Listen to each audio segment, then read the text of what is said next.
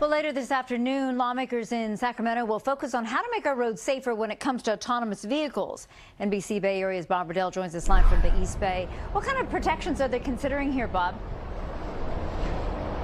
Good morning, Laura. I just spoke with Assemblyman Phil Ting of San Francisco, who is proposing this bill, AB 1777, a bill that, if enacted into law, to answer your question, will provide better oversight and more accountability for companies that operate those autonomous vehicles as robo-taxis, and would also create consequences when those vehicles make mistakes.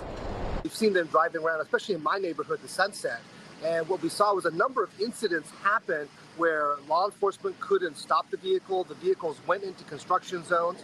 There was no way to really cite a driverless vehicle. Assemblyman Phil Ting wants to change that with AB 1777, which, if enacted, will allow law enforcement to cite robotaxis for traffic violations, just like they do human drivers. Would require the companies who operate driverless cars to set up a dedicated phone number for first responders to call in case of an incident or emergency. Would require the vehicles to be geofenced to prevent them from entering certain areas like construction zones and road closures.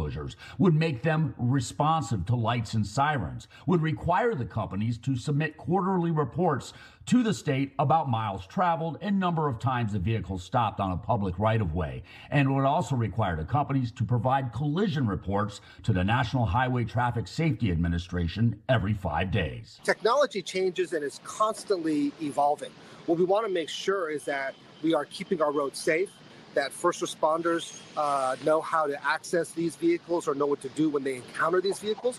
We also want to keep them out of harmful situations, and we want a chance for the technology to grow and develop.